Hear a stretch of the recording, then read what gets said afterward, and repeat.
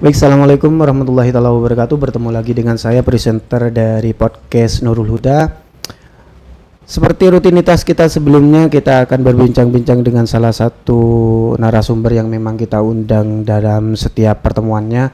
Untuk kali ini, sama dengan sebelumnya, kita akan mengundang teman-teman PPL karena memang teman-teman PPL ini untuk harinya ini kemungkinan dalam minggu-minggu ini akan berakhir sudah untuk masa tugasnya yang ada di sini.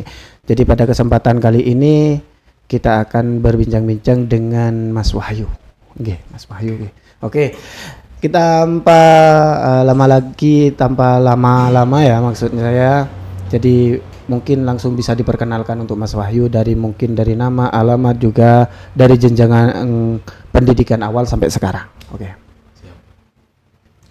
Perkenalkan, nama saya Ari Wahyu Hidayat, saya dari Labruk Kidul, Kecamatan Sumbersuko, Kabupaten Lumajang, di mana pendidikan pertama saya adalah TK pada waktu itu, karena masih belum ada PAUD kalau zaman sekarang ya.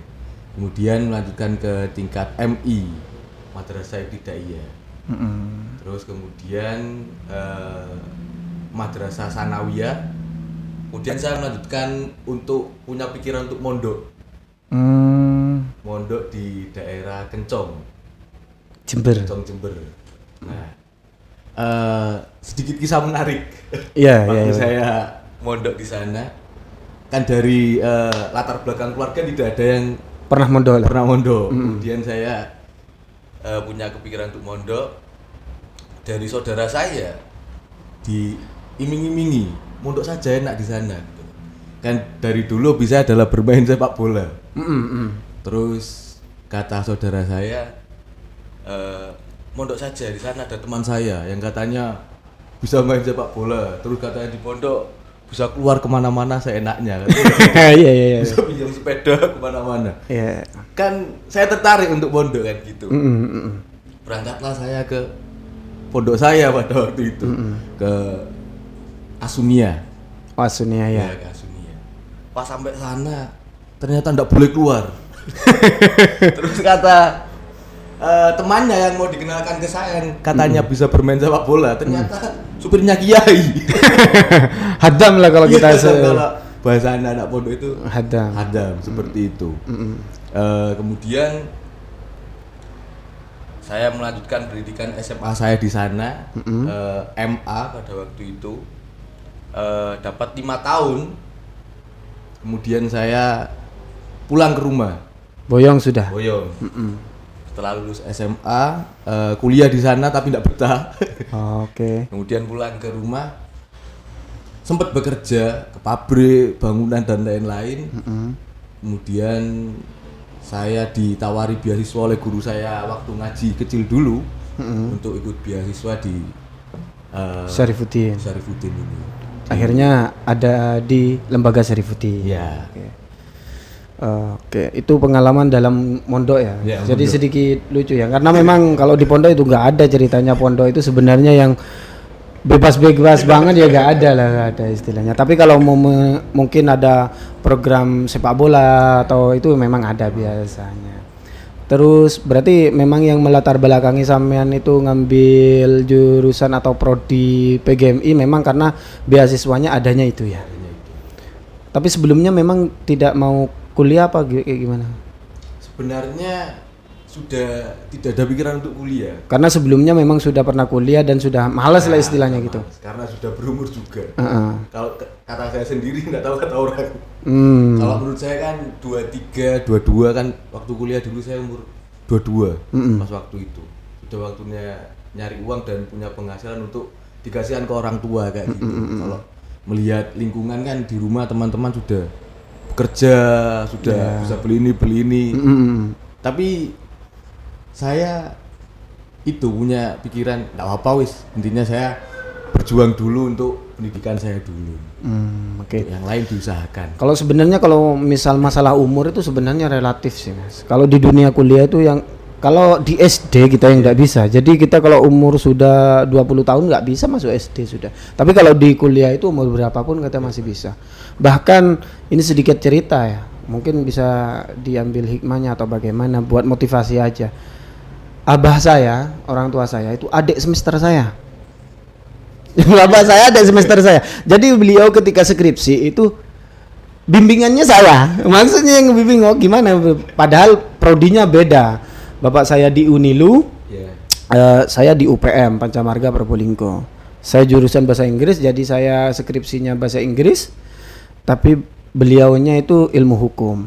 Tapi kan kerangkanya saya itu di skripsi tahu kan. Tapi mungkin isinya. Jadi gini bah, sampean ini loh paragraf pertamanya ke bawahnya apa kata sampean gitu.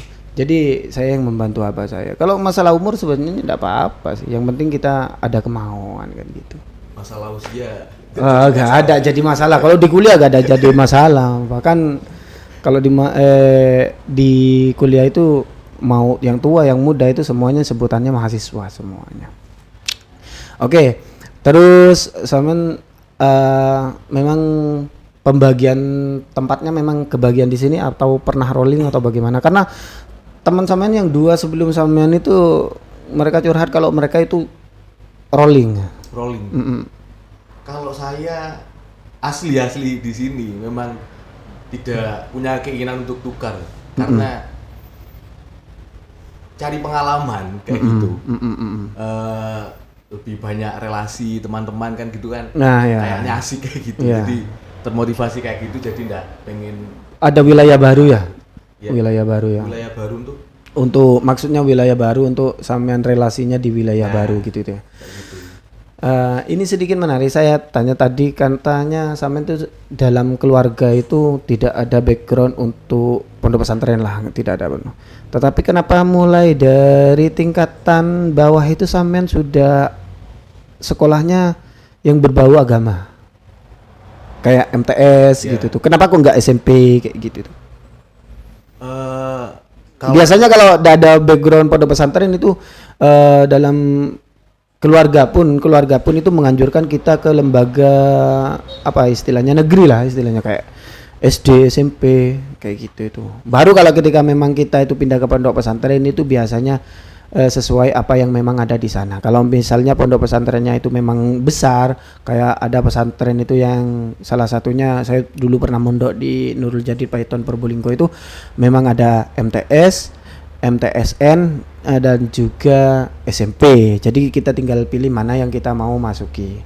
Lah ini sampean memang sebelumnya katanya keluarganya gak ada yang di pondok pesantren.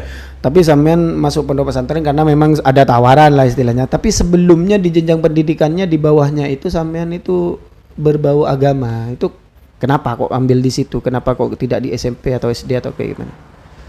Mungkin karena dari keluarga kalau dibilang agamanya kuat sih tidak begitu kuat ya. Tapi kayaknya kalau melihat dari orang tua sendiri itu lebih mementingkan kayak anaknya nantinya itu lebih menguasai di bidang agama kayak gitu. Jadi sekolahnya dapat dua lah, umum sama keagamaannya. Dan tidak ingin terpengaruh dengan dunia luar kayak pergaulan yang kayak sekarang. Inginnya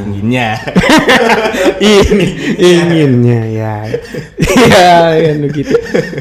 Berarti memang dari kediamannya sampean ke MTS itu lebih jauh mana ketimbang ke SMP di Labru? Ke MTS kayaknya. Ya, soalnya setahu saya tuh lembaga-lembaga di Labru itu lembaga-lembaga yang sudah kayak negeri kayak SMP itu ada kayaknya ya. Jadi kalau di Labru itu sampean itu dari rumah ke lembaganya sampean waktu di MTS dulu berapa menit dulu? Biasanya saya jalan kaki, kalau enggak salah 15 menit kayaknya. Kalau ke SMP? Ke SMP jauh. Oh berarti kan lebih jauh ke SMP daripada MTS. Tapi bukan karena jarak ya sampean, tapi memang keinginan orang tua untuk ke sana. Oke. Apa yang sampean rasakan ketika sekolah dari rumah itu di SMP karena di MTS karena kan di sana itu juga banyak ketika ada anak-anak SMP lah. Ketika pulang kan kalau SMP kan kayaknya gaul lah istilahnya. Kalau bagi anak-anak anak-anak setelah SD itu biasanya SMP gaul nih, pulangnya pakai sepeda, seragam mereka matching atau dan lain sebagainya kayak gitu kan ya. Wah SMP nih gitu tuh. Sedangkan kita MTS ini gimana perasaan sampean dulu ketika merasakan itu ketika di rumah itu? Ketika di MTS ya? Kalau yang saya rasakan sih pengaruh mungkin dari kan apa itu namanya peralihan usia atau pergaulan yang dari pertama MI kemudian ke MTS yang temannya beragam, ada yang nggak nakal, ada yang begitu nakal, ada yang nakal banget, ada yang nakal kuadrat lah istilahnya. Ya, mungkin kalau di MI dari gurunya juga beragam kan, dari yang ke MTS mulai penekanan kan agak tinggi seperti itu. Kalau pengalaman saya waktu di MTS sepertinya itu sih yang lebih saya kuatkan. Takutnya pergaulan, takut terpengaruh sama pergaulan kayak gitu. Memang dari rumah pesannya kan jangan sampai bikin malu keluarga. Oke. Saya sedikit hati-hati ngomong sama jenengan. Kayaknya alim banget nih. mulai tadi kan kayaknya masalah pergaulan terus ini. Oke. Setelah itu ya untuk di MTS sendiri, apa pelajaran dulu yang favorit sampean ketika ada di jenjang MTS itu? Kalau saya sejarah, lebih suka sejarah. Oh, lebih suka sejarah. SKI ya dulu. SKI dari SKI juga sukanya sejarah. Sejarah. Kayak gitu. Terus ketika mondok berlanjut nggak kesenangan itu, apa pindah ke pelajaran yang lain? Kayaknya nggak berlanjut. Nggak berlanjut. Ya, mungkin karena di pondok saya itu kan salaf. Oh, salaf. Ya, ada formalnya tapi yang lebih ditekankan giniannya. Oke. Jadi mungkin apa pindah ke hulaso atau tareh sampean? Nah, kan itu tentang sejarah juga kan? Nah, dipelajari waktu ketika mau ujian saja. Begitu. Jadi ya karena gimana? Tergantung figur yang mengajarkan tadi, gurunya. Sampean ketika ada di rumah itu, pas dulu masih ke sekolah di rumah itu, masih menempuh pendidikan di rumah itu, apakah pernah sampean itu ada di lembaga non formal kayak madrasah diniyah? Pernah. Oh, pernah dulu. Berarti ketika mondok itu sudah nggak so culture lagi ya, kok saya itu mondok kok harus lebih banyak memperdalam ilmu agama kayak gitu, enggak ya? Enggak kaget. Karena kaget. Pondok pesantren. Iya, enggak, maksudnya kan biasanya kalau peralihan dari MTS itu biasanya so culture-nya itu kerasa banget. Soalnya kalau dari SD, biasanya dari SD itu sudah bisa menerima, karena SD itu kan masih sistemnya mereka itu bermain ditaruh di pondok, mengenal pondok setelah itu. Tapi kalau sudah di SMP atau MTS di rumah itu mereka sudah memiliki pemikiran mereka masing-masing. Jadi ketika sudah dimasukkan ke pondok pesantren, kok kayak gini pesantrennya, saya nggak bisa main layangan, saya lebih banyak disuruh hafalan kitab, hafalan mufradat dan selain sebagainya kan begitu. Oh, berarti sampean itu tidak mengalami itu ya? Sedikit mengalami. Jadi seperti ini. Kan dulu waktu saya mau mondok kan saya meminta sendiri, Mas. Oh ya, angkuh lah istilahnya. Ya, jadi kayak nantang gitu pengen mondok pada waktu itu. Jadi namanya pergantian lingkungan, ketika ada rasa sedikit tidak betah. Saya sempat nangis dulu juga. Oh, ada kerasannya? Iya, karena lumrah. Tapi saya punya pikiran kayak gini. Misal saya minta belikan sapi, nantang-nantang pengen beli hewan sapi tadi, tapi saya setelah dibelikan tapi saya tidak mau cari rumput makan, cari rumput. Ya, tidak mau merawatnya dengan benar kayak gitu. Berarti saya kan tidak punya pendirian kayak gitu, punya kepercayaan orang tua saya kepada saya, kepercayaannya kan yang tidak dikecewakan kan kayak gitu. Oh, sama sih. Saya dulu awal mondok itu kelas 4 apa kelas 5 SD gitu. Karena memang ada problem lah di SD dulu, ada problem sedikit. ada kesalahpahaman saya sama teman saya sehingga saya itu sama orang tua dulu kan masih belum terkena zona istilahnya. Kalau sekarang kan ada zona kan, ada zona. Jadi daerah sini tuh harus ke sekolahan ini, daerah sini gitu biasanya SD ya. Dulu belum zona. Jadi satu desa saya itu ada sekitar 2 SD. Jadi maka orang tua saya itu menawarkan kepada saya itu mau pindah ke SD lain atau mondok. Wah, langsung saya jawab mondok. Wah, kata saya biar orang tua itu bangga. Ternyata ketika di mondok, aduh kok kayak gini kata saya. Oh ya jujur kalau dari awal itu memang saya ya nangis lah. Anak SD saya, SD kelas 4 apa kelas 5 gitu dulu. Ya sudah kadung ini itu sok sudah di awal ya. Bagaimana konsekuensi kita mempertahankan kan laki-laki lah.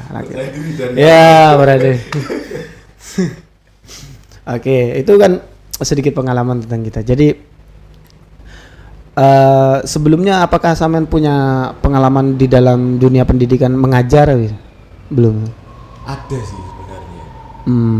Pas di pondok apa pas di rumah? Pas di rumah. Oh di rumah. Setelah boyong. Ya setelah boyong kan saya kerja ke pabrik dan kemudian kan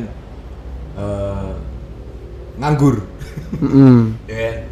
Terus ditawari sama guru ngaji saya di TPQ dulu waktu saya masih kecil. Itu disuruh bantu-bantu lah istilahnya, disuruh minta keikhlasannya bantu-bantu di TPQ-nya yang dulu tempat saya mengaji seperti itu. Ya karena kan kok TPQ itu tidak ada gajinya. Memang benar. Gak ada gajinya kalau TPQ. Tapi alhamdulillah. Wah ini saya nyebutnya kayak gimana takutnya dikira sponsor ini. Ya dah. Tapi alhamdulillah lah untuk TPQ, guru-guru TPQ sebelumnya itu ada siraman rohani sedikit lah. Ntar dikira saya promo salah satu programnya Paslon kan. Repot ya ini, kena banned nanti. Bahaya. Oke, jadi berarti bukan Madin ya? Itu Madin. Oh Madin. Ya. Cuma soalnya kalau TPQ itu yang program guru ngaji ya kan sebelumnya. Tapi kalau Madin itu ada sih uang untuk Madin itu ada. Tapi kalau diukur kayak lembaga-lembaga swasta yang lebih tingkatnya formal itu memang jauh. Untuk operasionalnya itu sudah kadang nggak cukup. Jadi karena alhamdulillah kalau guru-guru Madin itu berangkat dari memang keikhlasan.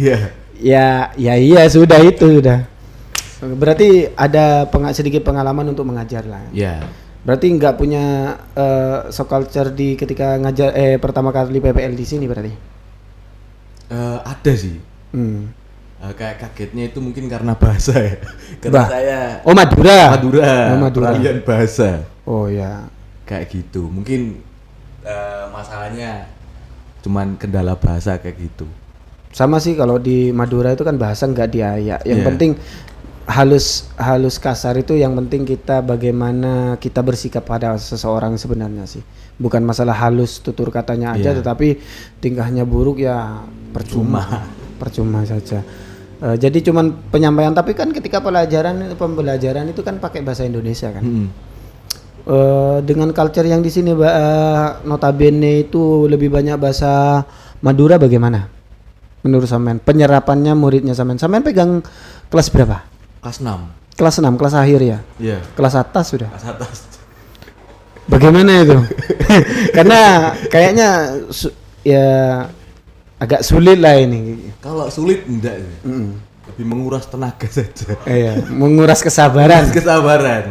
Jadi kayak gini menurut saya, kalau saya pikir-pikir masuk ke kelas 6. Itu kalau misal metode yang saya terapkan itu tidak berhasil atau tidak saya benar-benar menguasai, nantinya akan jatuhnya ke saya lagi. Nanti akan sulit dikondisikan kayak gitu. Ya kelasnya jadi berantakan, amburadul kalau misal saya tidak menguasai metode yang saya terapkan. Apa metode Samen sehingga sekiranya kelas itu menjadi kondusif? Banyak sih. Setidaknya bisa yang sekarang Samen sukai. Iya atau Samen yang Samen lakukan atau Samen praktekkan di lembaga ini yang menurut Samen ini cukup berhasil sih. Ya kalau sempurna ya nggak ada yang sempurna lah. Maksudnya yang cukup bisa meminimalisir kebisingan lah istilahnya, atau sehingga membuat ruang pembelajaran itu lebih kondusif? Kalau saya melihat dari kelas yang saya pegang kan, kayaknya antusias banget untuk pembelajaran yang di mana di situ untuk mencari poin atau mencari angka. Sekiranya nanti untuk kelompok yang paling banyak menjawab pertanyaan, maka nanti akan berhak mendapatkan hadiah seperti itu. Oh, berarti pakai reward lah. Nah, kayak kuis kayak gitu, seperti itu. Soalnya saya lihat di kelas 6 itu kayaknya antusias banget untuk belajar sambil bermain atau sambil kuis kayak gitu tuh, semangatnya yang saya lihat, mendorong saya untuk mencari metode-metode yang sekiranya murid-murid di kelas 6 yang saya pegang tadi untuk semangat belajar matematika khususnya. Oh, matematika ya. Ya, salah satu matematika itu salah satu pelajaran yang saya itu istilahnya malu kalau bertemu sama matematika itu. Jadi saya agak sedikit menghindar. Sebenarnya saya juga seperti itu sebenarnya. Oh, gitu. Tapi ya? karena kalau dibilang tuntutan kewajiban bukan ya, tapi karena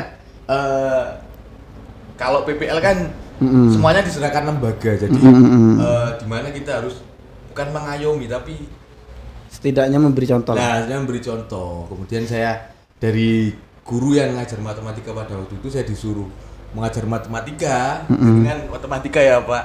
Ya siap nggak siap saya harus siap ya. Siap. Berarti sudah mengerti antara pembelajaran matematika dengan hubungannya dengan kurikulum yang sekarang sudah. Ya.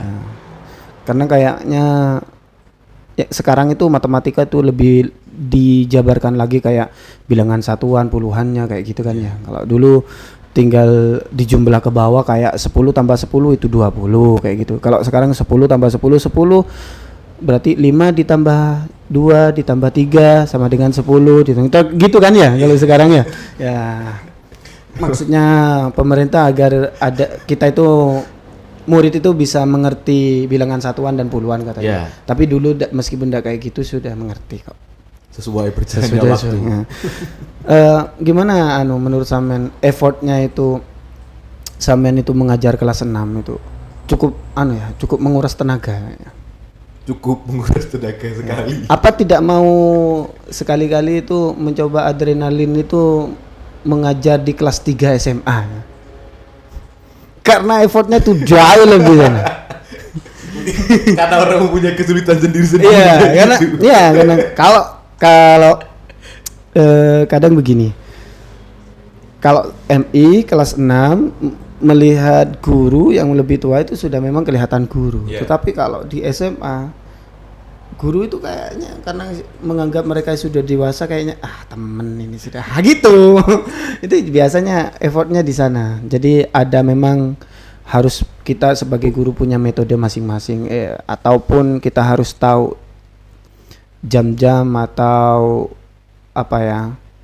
celah-celahnya bagaimana sekiranya ruangan pembelajaran itu bisa kondusif kayak gitu aja. Terus pembelajaran sebenarnya sampean itu yang sampean kuasai banget dalam pelajaran PGM ini di apa? Sebenarnya kan gini, saya menguasai bahasa Indonesia nih, nanti ketika PPL saya akan menerapkan metode tentang pelajaran bahasa Indonesia kayak gini lah. Delalah sampean kesini pas dikasih matematika kayak gitu. Sebelumnya sampean itu pelajaran yang sampean favoritkan itu apa? Seperti yang saya katakan tadi kesejarah sebenarnya saya lebih suka sejarah karena enggak begitu ruwet, isinya cuma cerita gitu. Yang penting kita menguasai materi saja kayak gitu. Tahunnya pas PPL ternyata peraturannya yang saya dengar dari teman-teman itu enggak boleh megang materi agama. Harus megang materi umum. Oh, berarti meskipun sejarah sampean belajarnya sejarah agama. Apa? Sejarah agama Islam. Iya. Apa singkatannya sekarang sejarah agama Islam itu? SKI bukan? Oh iya, SKI ya. Berarti sama masih. Berarti saya enggak tua-tua banget berarti saya.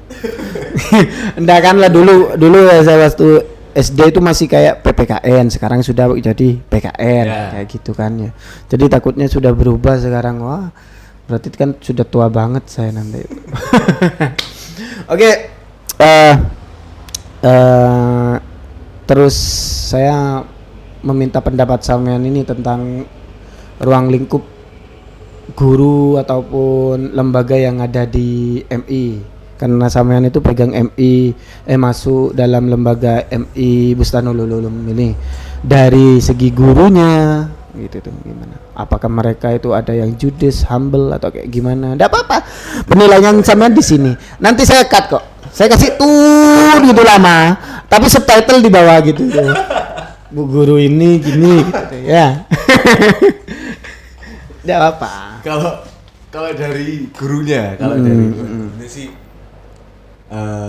tidak ada yang memberatkan atau tidak ada yang judes atau gimana. Mungkin kalau saya lihat itu dari kitanya saja, yang mungkin karena sering telat atau kurang komunikasi sama guru-guru di MI sini.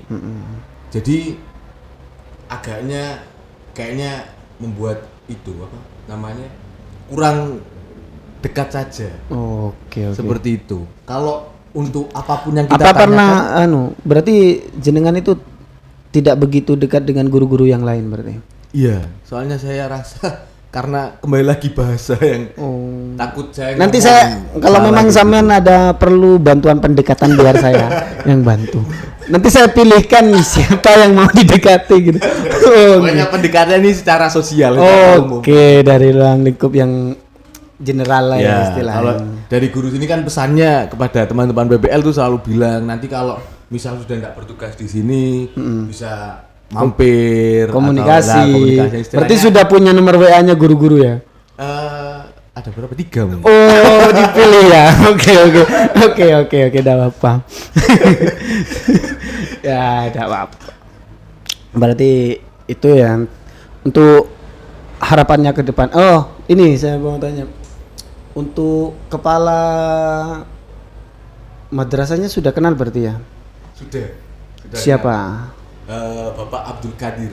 Ya, takutnya tidak kenal nanti. Kenal dong. Oke. Untuk harapannya ke depan untuk lembaga MI khususnya apa? Tentunya lebih baik lagi ya seperti itu, lebih maju lagi, maksudnya bukan maju bangunannya tapi mutunya, pendidikannya kayak gitu. Terus lebih bukan diminati ya, kesadarannya masyarakat yang saya sempat mendengar bahwa lebih mementingkan pendidikan pendidikan kayak di SD ya gitu. Kayak di SD kayak gitu. Mungkin ya bisa dibilang mungkin pendidikan sama saja, tapi kan kalau kita misal banyak keagamaannya mungkin insya Allah nantinya lebih ada nilai plusnya dari kita kayak gitu. Oke. Seperti itu. Oke, itu saja dulu Pak ya. Mungkin lain waktu meskipun sampai tidak di sini saya undang nanti. Kayak untuk itu biar ada pendekatan tadi itu. Iya. Secara emosional nih. Jadi untuk dari tadi mungkin saya ada gurauan atau salah kata, saya mohon maaf. Itu saja dari kami dulu. Dari awal sampai akhir buat teman-teman yang ada di rumah, apabila ada candaan kami yang mungkin kurang berkenan, tutur bahasa kami yang kurang sopan atau bagaimanapun, kami memohon maaf yang sebesar-besarnya. Kurang lebihnya wallahul muwaffiq ila aqwamit thoriq. Wassalamualaikum warahmatullahi taala wabarakatuh. Terima kasih.